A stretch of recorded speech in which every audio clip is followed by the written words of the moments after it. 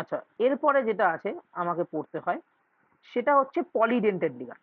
মানে যখনই দেখবি ২ এর থেকে বেশি ডোনেটিং অ্যাটম হয়ে যাচ্ছে, ২ এর থেকে বেশি ডোনেটিং অ্যাটম হয়ে যাচ্ছে, তখন ওটাকে আমরা বলে দিই পলিডেন্টেড লিগান্ড। ২ বা ৩ এর থেকে বেশি। ঠিক আছে? এবার তুই একটু দেখ ভালো করে।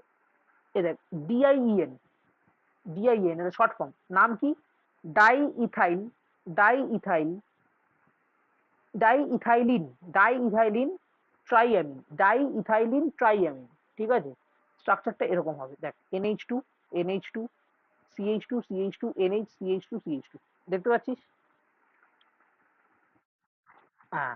তাহলে দেখ এখানে ৩ খানা নাইট্রোজেন আছে যাদের লোন পেয়ার আছে। তারা ৩ টে নাইট্রোজেন লোন পেয়ার দিয়ে ডোনেট করতে পারবে মেটালকে। দেখ একটা নাইট্রোজেন এখান দিয়ে ডোনেট করলো, এখান দিয়ে একটা ডোনেট করলো, এখান থেকে একটা ডোনেট করলো। দেখতে পেয়েছিস? হ্যাঁ, তাহলে দেখ এখানে লাভ সাইনের মতো তৈরি হয়েছে। দেখতে পেয়েছিস? হ্যাঁ, এইবার এখানে একটা হ্যাঁ, হ্যাঁ, হ্যাঁ, হ্যাঁ, এই শিখেও গেছে, মেয়ে শিখেও গেছে। ঠিক আছে? সিমেট্রিকও হবে। এটা হচ্ছে সিমেট্রিকও হবে। আর দেখ দুখানা রিং তৈরি হচ্ছে এখানে। একটা রিং, দুটো রিং। দেখতে পেয়েছিস? এইগুলো কিন্তু তোমাকে একটু মনে করে রাখতে হবে। ঠিক আছে? প্রশ্ন এখান থেকে তোমাদের দেবে। দেখ নেক্সট হচ্ছে IMDA2-। ইমাই ইমি ইমিনো ডাই অ্যাসিটেট। ঠিক আছে? স্ট্রাকচারটা এরকম হবে। টিআরআই একদম, একদম। এবার দেখ তোদেরকে এইগুলো আমি এখন যদি পড়ি, এবার তোদের নিজেকে এগুলো একটু দেখবি বাড়িতে বসে বসে। ওদেরকেও আমি বলেছি এগুলো, এগুলো আমাকে বোঝানোর কিছু নেই। ডোনেশন অ্যাটম দিয়ে আমি নিজে দেখিয়ে দিয়েছি কোথা থেকে কোথা দিয়ে ডোনেশন হবে, কতগুলো রিং হবে, সেটাও আমি পাশে পাশে লিখে দিয়েছি।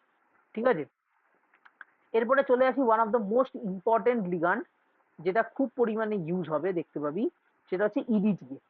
EDTA 4-। Ethylene diamine tetra acetate. দেখ আমি পাশে, হ্যাঁ বল। Hello, hello. হ্যাঁ, হ্যাঁ, দেখ, হ্যাঁ হ্যালো, শুনতে পাচ্ছিস তো? হ্যাঁ, এই দেখ ইথিলিন ডাইয়ামিন টেট্রা অ্যাসিটেট, এটা খুব ইম্পর্টেন্ট। এই স্ট্রাকচারটা, এই স্ট্রাকচারটা খুব ইম্পর্টেন্ট। দেখ তুই আগে ইথিলিন ডাইয়ামিন আঁকবি, তারপর ইথিলিন ডাইয়ামিনে কি ছিল, এই এন এর সঙ্গে H2 ছিল তো, এই এন এর সাথে H2 ছিল, ওই H2 গুলোকে কি দিয়ে পাল্টে দিবি? অ্যাসিটেট আয়ন দিয়ে। এই যে অ্যাসিটেট আয়ন দিয়ে পাল্টে দিয়েছি। দেখ tetra acetate, tetra acetate ion দিয়ে পাল্টে দিয়েছি। ঠিক আছে? টেট্রা অ্যাসিটেট আয়ন দিয়ে আমি পাল্টে দিয়েছি। এবার এবার তাহলে কি হবে, দেখ কতভাবে ডোনেশন হয়। দেখ এই দুটো নাইট্রোজেন দিয়ে ডোনেশন হতে পারে, এই 4খানা অ্যাসিটেট আয়ন থেকে ডোনেশন হতে পারে। টোটাল 6খানা, 6খানা ডোনার অ্যাটম আছে। বুঝতে পারছিস কতগুলো ডোনার অ্যাটম? 6 খানা ডোনার অ্যাটম। ঠিক আছে? মনে রাখবি এটা tetra acetate, ethylene diamine tetra acetate 6খানা ডোনার সাইড নিয়ে থাকে, এবং এখানে কটা রিং তৈরি হয়? 5টা রিং তৈরি হয়। ঠিক আছে? একে যদি তুই একটু প্রপারলি আঁকিস, দেখবি এটা আমরা অক্টাহেড্রাল সাইড বলি। অক্টাহেড্রাল শেপ মনে আছে? এরকম, এরকম, এরকম, আর উপরে একটা, নিচে একটা। এটা একটা প্লেনে থাকে, এটা একটা প্লেনে থাকে, ওপরে একটা, নিচে একটা বন্ড চলে যায়। 4টে বন্ড প্লেনে থাকে, একটা ওপরে থাকে, একটা বন্ড নিচে থাকে, টোটাল 6টা বন্ড। তো ওরকম টাইপেরই ও স্ট্রাকচার তৈরি করে যখন মেটালকেও ডোনেট করে। দেখতে পাচ্ছিস কোবাল্টকে ডোনেট করেছে 6টা দিয়ে। ঠিক আছে? এবার এরকম স্ট্রাকচার থেকে প্রশ্ন কেরম দেয়, প্রশ্ন কেরম দেয়, জিজ্ঞেস করে কটা রিং হবে, তুই বলবি 5টা রিং হবে। ডেন্সিটি কত, তুই বলবি 6। ঠিক আছে?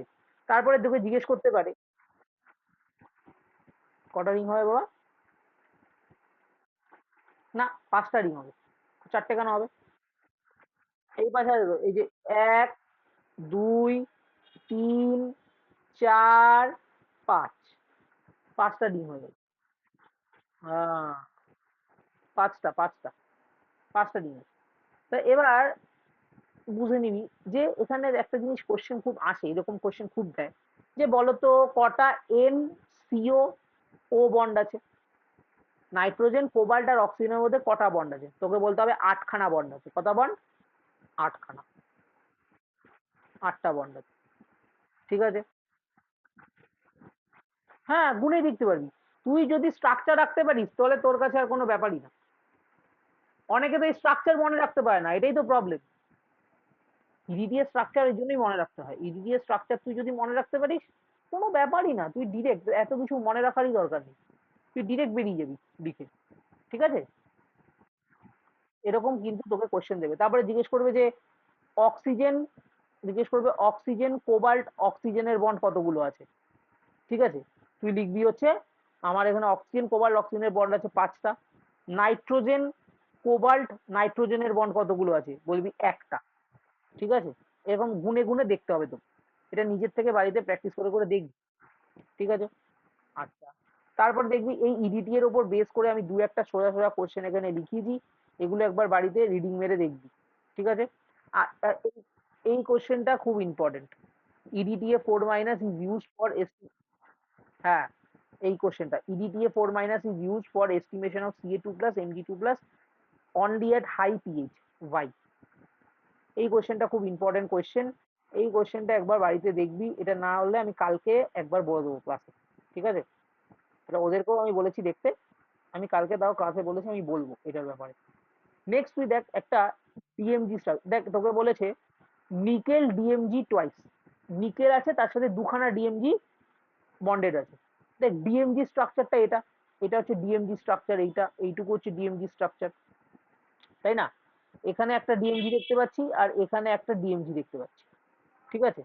তাহলে দুটো ডিএমজি আছে নিকেলের সাথে বন্ড হয়ে, নিকেলের সাথে বন্ড হয়ে আছে। এখানে একটা জিনিস মাথায় রাখতে হবে, এরকম স্ট্রাকচার দেখ, এগুলো তুই না জানলে উত্তর দিতে পারবি না, তাই লিখে দেওয়া হয়েছে। দেখ কি কি মনে রাখতে হবে, দেখ ডিএমজি হচ্ছে বাইডেন্টেড লিগান্ড, তাহলে এই নাইট্রোজেন থেকে একটা ডোনেশন, এই নাইট্রোজেন থেকে ডোনেশন, আর এদিকে আরেকটা ডিএমজি এই নাইট্রোজেন এই নাইট্রোজেন দিয়ে ডোনেশন হবে। কিন্তু মাথায় কি রাখতে হবে, ডিএমজির এই ও মাইনাসের সাথে অন্য একটা ডিএমজির ওএইচ এর একটা হাইড্রোজেন বন্ড হবে, আর এই ওএইচ এর সাথে এই ওএইচ এর একটা আরেকটা হাইড্রোজেন বন্ড হবে। বোঝা গেল না? গেল? ঠিক আছে, হাইড্রোজেন বন্ড হলো। আচ্ছা, তাহলে তোকে যখন জিজ্ঞেস করবে এখানে মিনিমাম কটা রিং তৈরি হয়েছে, তুই বলবি 4টে, 1 2 3 4, 4টে রিং তৈরি হয়েছে। ঠিক আছে? দুটো 5 মেম্বার রিং তৈরি হয়েছে, দুটো 6 মেম্বার রিং তৈরি হয়েছে। আরো কিছু ইনফরমেশন দিয়ে দিচ্ছি, মনে রাখবি যে এটা একটা রোজি রেড কালারের কম্পাউন্ড। কিরকম কালারের কম্পাউন্ড? রোজি রেড। তোরা মেয়েরা আরো ভালো বুঝবি এগুলো, রোজি রেড কোনটা বলে। ঠিক আছে? রোজি রেড কালারের কম্পাউন্ড। ঠিক আছে? যাই হোক, এবার পিপিটি, পিপিটি ফরমেশনও ও রোজি রেড কালারের পিপিটি ফরমেশন করে। এই হচ্ছে এর ব্যাপারে ইনফরমেশন দেওয়ার ছিল। এটা কেন ইনফরমেশন দিলাম, এ দেখ একবার নিচে একটা কোয়েশ্চেন এরকম ভাবে দিয়েছিল, তাই জন্য আর কি কোয়েশ্চেনটা তোকে দেওয়া। ঠিক আছে? এটা একবার দেখবি কোয়েশ্চেনটা, যা কোয়েশ্চেন আছে একবার করে দেখবি। এবারে দেখ ফ্লেক্সিডেন্টেড লিগান্ড কাকে বলে। ফ্লেক্সিডেন্টেড লিগান্ড হলো এখানে ডেন্টিসিটি ফ্লেক্সিবল। ফ্লেক্সিবল মানে ও কখনো মনোডেন্টেড শো করে, কখনো বাইডেন্টেড শো করে, কোনো ঠিক ঠিকানা নেই। যেরকম কম্পাউন্ড তৈরি করার কথা সেরকম ও ডেন্টিসিটি শো করে। তাহলে আমি দেখবি এখানে যে কটা 5টা এক্সাম্পল লিখেছি। ঠিক আছে? CO3 2-, SO4 2-, NO3-, SO3 2-, আর CH3 COO-। মনে রাখবি যেগুলো লিখে দিয়েছে, দেখ লিখে দিয়েছে এখানে বেশিরভাগ সময় একটা দেয় মানে এক মনোডেন্টেড হয়, আবার দুটোও দিতে পারে মানে লোন পেয়ার দুটোও ডোনেট করতে পারে। তার মানে বেশিরভাগ সময় ও মনোডেন্টেড শো করে, কিন্তু মাঝে মাঝে ও আবার বাইডেন্টেডও শো করতে পারে। ঠিক আছে? বাইডেন্টেড শো করতে পারে, সে এরকম লিখে দিয়েছি জেনারেল কি হয়, আর আবার কখন কি হয়, এর এই 4-5টা এক্সাম্পল তোকে মুখস্থ করতে হবে। ঠিক আছে? আচ্ছা, ঠিক আছে। এবার তোর মাথায় প্রশ্ন আসতে পারে যে আমি ডেন্টিসিটি বুঝবো কিভাবে।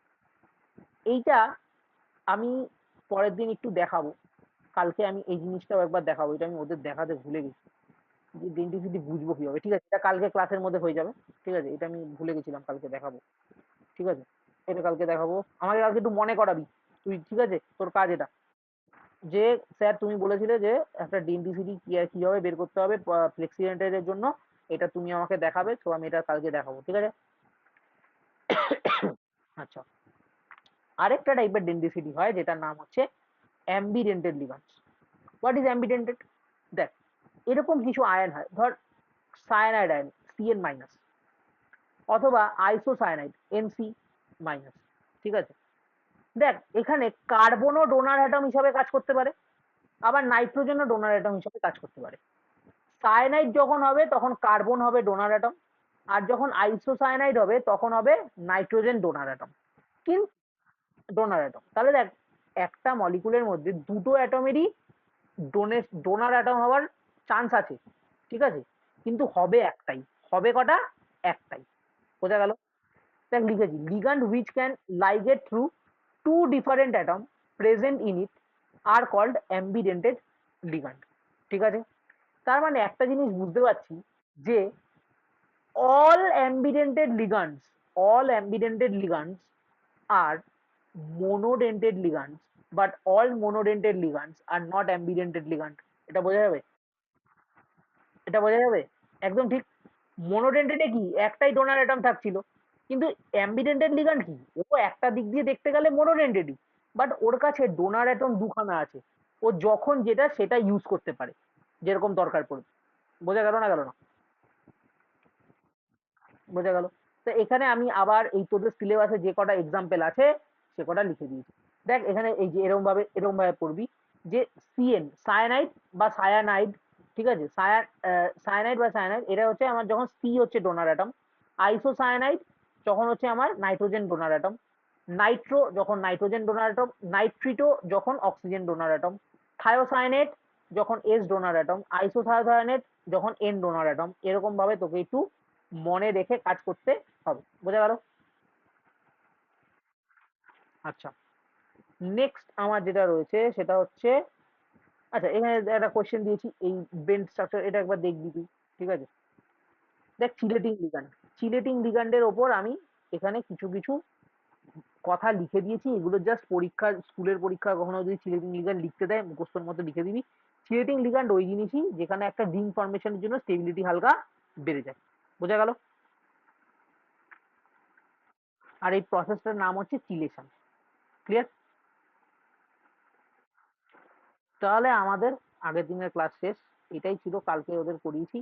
এবার তোমাকে কাজ হচ্ছে যেটুকুনি বললাম এইটুকুনি পড়তে হবে আপাতত, কালকে তো পরীক্ষা হবে তোদের, পরীক্ষাটা দে, ঠিক আছে, আর কালকে আমাকে মনে করাবি, ওইটা আমি তোকে করে দেবো। চ্যাপ্টার কি আছে? চ্যাপ্টার তো সোজা,